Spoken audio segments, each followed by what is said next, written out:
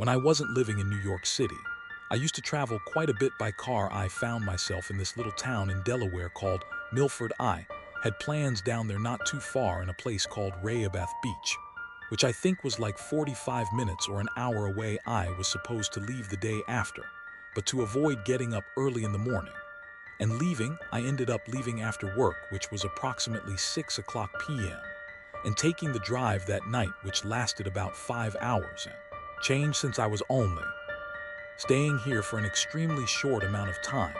I got myself a motel, which I use all the time when I travel, so I'm pretty comfortable with it. I messaged the guy right before I left to ask if I could rent his $50 little place, which seemed pretty nice from the photos. The guy from the get-go was a little sketchy, and it took me some back and forth to get the place rented that night. After he informed me his father would have dropped the key off, he also informed me there would be quite a bit of tropical plants in the kitchen, and he couldn't move them out on such short notice. Okay, whatever, I'm just looking for a few hours sleep. Then I'm out of there in the morning. So I get there around 11 or 11:30 p.m. Not sure how many of you are from or have been to Milford, but it's pretty much in the middle of nowhere. This guy's place was in a tiny gated community which had a total of 15 to 20 houses, maybe pitch black. So I roll up to the place and grab the few items I always backpack, jacket, and extra jacket. I use the key code to unlock the lockbox and turn the key, which happens to be the loudest thing that's happening in the surrounding area at the moment. You know, when you go to a place where you know some stuff is messed up, and you get that gut feeling that maybe you shouldn't be there. Yeah, same feeling.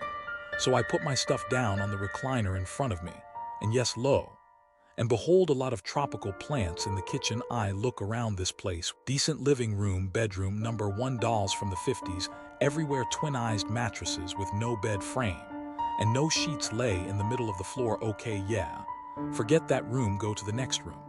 Nutcracker figures everywhere, one sheet on the bed, no pillows. I try to turn the light on with the only switch in the room. Oh wait, there is no light in the room at all. The switch goes to nothing. All right, forget this room too. I'll take the couch at this point.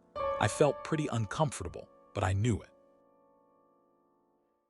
was only for the night anyway. I was hungry, so I went to the only thing around that was open, a food line that was closing in like 15 minutes. I grabbed some pizza bites and a peach Snapple, classy, right, and went back home. I was so put off by this feeling that I set my GoPro I travel with up while I was gone. So I get back to this place, and the first thing I do is look around to make sure everything is in place, just where I left it. That's a good sign.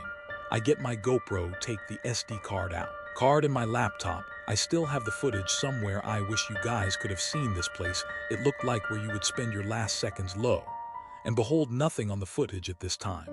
It was well past midnight, and I had a full day of work and a good amount of driving, so I planned to sleep on the very small couch. The apartment had one small 19-inch TV, which didn't have a power cable, and the outlet by the couch was just far enough away that my phone wouldn't reach while charging. This wouldn't have mattered anyway because I had Sprint at the time, and they have poor service to begin with, but where I was no service, I kept the light on, because even though I'm an adult, it gave me some comfort knowing the light was on. Well, after about an hour of lying there, I couldn't sleep, so nature called, and I had to use the bathroom. I got up and sat down in the neon yellow, dimly lit bathroom with a shower that had no curtain. Now let me preface all of hardwood floors, the type where if you slide a chair across it, it makes that screeching noise that we're all familiar with. Remember that part will play a role soon. Back to it. I'm in the bathroom doing my business, reading a bottle on the John, because my phone is charging outside of the bathroom, because how convenient, which didn't matter anyway. After all, like I mentioned, I didn't have service, so I'm sitting there and I hear the chair on the faux hardwood floor screeching across the floor, being pulled gently for about as long as it takes for someone to sit down. I almost threw my heart up. And then, just as I thought it couldn't get any worse, the sound of fingers rhythmically tapping on top of the wooden kitchen table, impatiently getting faster, frozen, astounded. Good thing I was already on the toilet. I sat there and repeated to myself 10 or 11 times I messed up, so I sat there for 2 to 3 minutes and debated what to do. At this point, the tapping had stopped, but I figured that I couldn't stay in there forever. I thought to myself, whoever is out there already knows I'm here, so I decided to forget it. I'm going to go out there and try to fight him off and grab the Bowie knife I carry in my backpack when I travel and basically try to defend myself. Because I assume they don't want to play checkers or talk about their day of killing with me. So I rush out of the door and nothing, nobody there, no sign of anybody. The chairs were not even moved up. Did not even bother to check the rest of the place, packed my stuff up. As if the place was burning down, got in my car and drove to my holiday in an hour away at like 3 o'clock. I told the guy at the desk what happened, and he let me check into my room that was for like 300 p.m. The next day, a king-sized bedroom, because the room that was reserved for me wasn't even ready. Before we dive into the next story, if you're visiting our channel for the first time, turn on the bell icon to stay updated with our upcoming scary stories. I used to work in a small motel in London. Not the nice touristy kind, just an ordinary place where tired travelers stop for a night's rest. My job was straightforward: check guests in and out, tidy rooms, handle complaints, and make sure nothing unusual happened. Most nights were quiet, passing slowly as I sat behind the reception desk reading magazines and sipping lukewarm coffee to stay awake. One particular evening stands out. Turn on the bell icon to stay updated with our upcoming scary stories. I used to work in a small motel in London. Not the nice touristy kind, just an ordinary place where tired travelers stop for a night's rest. My job was straightforward: check guests in and out, tidy rooms, handle complaints, and make sure nothing unusual happened. Most nights were quiet, passing slowly as I sat behind the reception desk reading magazines and sipping lukewarm coffee to stay awake. One particular evening stands out. Clearly it was late November, and outside the windows London was covered in a misty cold drizzle. The lobby was quiet and dimly lit, the old heater humming quietly to fight off the chill seeping through gaps around the door. The place felt lonelier than usual, but nothing hinted at the chaos that awaited. It was just past 10 when the lobby door creaked open, ringing the rusty bell that always startled me. I glanced up from my magazine to see a man standing there. He was average, greasy, sticking out at odd angles, dark circles shadowed his eyes, and his clothing looked unkempt, like he'd slept outside for several nights. He glanced around nervously. Before approaching the desk, I felt an immediate discomfort, but reminded myself it wasn't unusual to see exhausted or troubled people here. I handed him a room key after he quietly paid cash, mumbling something incoherent as he took it, watching him shuffle off down the hallway. I hoped he'd go straight to sleep, and that would. Greasy, sticking out at odd angles, dark circles shadowed his eyes, and his clothing looked unkempt, like he'd slept outside for several nights. He glanced around nervously. Before approaching the desk, I felt an immediate discomfort, but reminded myself it wasn't unusual to see exhausted or troubled people here. I handed him a room key after he quietly paid cash, mumbling something incoherent as he took it, watching him shuffle off down the hallway. I hoped he'd go straight to sleep, and that would end of it. For about an hour things were calm. I cleaned up around the lobby and tried to relax again, but shortly after midnight, I started hearing strange sounds from the corridor, the scrape of furniture moving in muffled voices. Curious and slightly annoyed, I left the desk to investigate. The hallway was quiet, and when I listened outside his door, nothing could be heard. I shook my head, thinking fatigue was playing tricks on me. As I settled back in my chair, the sound returned, louder and more aggressive than before. A door slammed violently, echoing down the hallway, heart racing. I got up again and rushed to see what was happening. Before I reached the man's room, the door swung open, startling me badly. There he stood in the dim hallway, eyes wide, breathing heavily. He pushed past me without a word and went straight into another empty room. Confused and worried, I followed cautiously, trying to remain calm. Inside, I found him stand beside the bed, muttering to himself incoherently. He grabbed the mattress, flipped it off the bed frame, and began tearing at the sheets frantically, as if desperately searching for something hidden. I tried to reason with him, asking him to stop, but my words didn't reach him. He continued to destroy the room, tossing pillows, lamps, and bedside tables aside, feeling helpless. I realized I needed backup. Before I could reach the phone, I heard footsteps in the hallway. My friend Jack, who regularly drove to chat during his late-night security patrols nearby. Jack was tall and solidly built, always calm. Even in stressful situations, relief flooded over me. When I saw him step into the room, without hesitation, Jack tried calming the stranger down, approaching him slowly and carefully.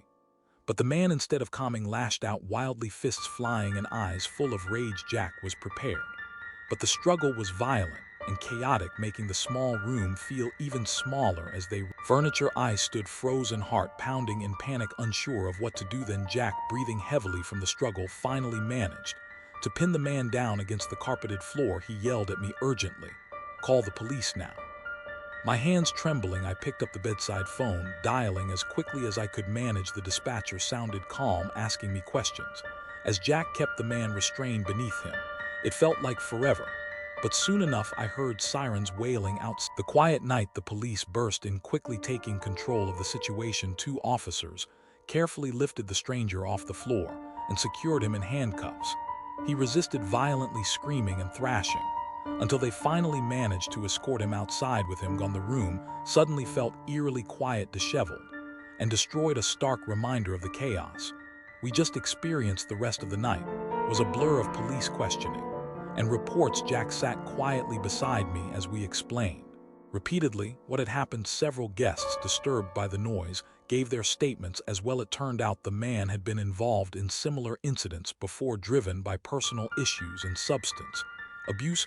Knowing the truth did little to ease my anxiety about that night. Afterward, I sat in the lobby again, the heater humming, as if nothing had happened. Dawn came slowly, the mist outside thinning. As daylight finally appeared, my shift ended quietly. And as I walked home, in my bones I realized how vulnerable we could feel even in familiar surroundings. Though I continued working at the motel, every late shift afterward brought a quiet dread each time the lobby door creaked open. My heart jumped nervously. That strange man's desperate eyes haunted my memories, a reminder of how easily a normal night could turn into something terrifying. A few years ago, when I was in high school, my history class took a trip to Belgium.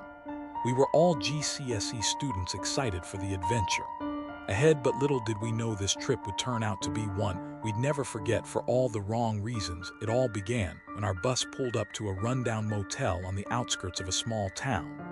The building looked ancient, with paint peeling off the walls and ivy creeping up the sides. Our teacher, Mr. Thompson, assured us it was the only place available for miles around. So we reluctantly filed inside. As we checked in the receptionist basement, it was an odd request, but we shrugged it off, too eager to explore the town to dwell on it.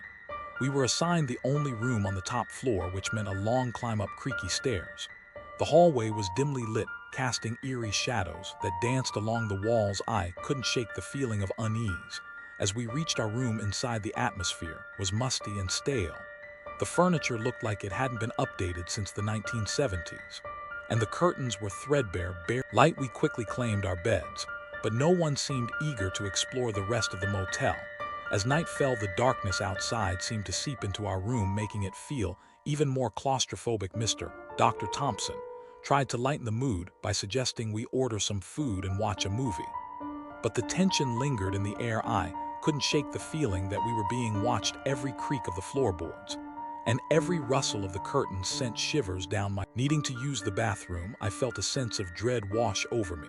The bathroom was small and dingy, with cracked tiles and flickering lights. I hesitated to go in alone, but my bladder won out over my fear as I washed my hands. I couldn't shake the feeling of being watched, as if someone or something was lurking just beyond the cracked door. I hurried back to the safety of our room, trying to ignore the uneasy feeling in the pit of my stomach. When I mentioned it to my classmates, they laughed it off, attributing it to nerves and the creepy surroundings. But as the night wore on, strange things began to happen. Objects moved on their own, strange noises echoed through the halls, and a chill settled over the room that had nothing to do with the weather outside. We tried to rationalize it away, blaming it on the old building and our overactive imaginations. But deep down, we all knew something was wrong. Then, just as we were starting to relax and drift off to sleep, a blood-curdling silence. We all shot up in bed, hearts pounding, as we listened to the sound echoing through the motel. Without a word, we scrambled out of bed and huddled together in the center of the room, too terrified to move. Mr. Thompson tried to reassure us, but even he couldn't hide the fear in his eyes. We debated calling the police, but without knowing where the scream had come from, we were hesitant to leave the safety of our room. So we sat in terrified silence listening for any sign of danger. But it turned into hours. The fear began to fade, replaced by a sense of exhaustion. Eventually, we drifted off to sleep, too tired to keep our eyes open any longer. When we woke up the next morning, the motel was eerily quiet. There were no signs of the commotion from the night before, no evidence that anything out of the ordinary had happened. We gathered our things in silence, too shaken to speak. As we made our way back to the bus, I couldn't shake the feeling that we were leaving something behind, something dark and sinister lurking in the shadows of that rundown motel. As we drove away, I glanced back at the building, feeling a chill run down my spine. As we disappeared around a bend in the road, I couldn't help but wonder what other horrors lay hidden in the darkness, waiting to be uncovered by unsuspecting travelers like us.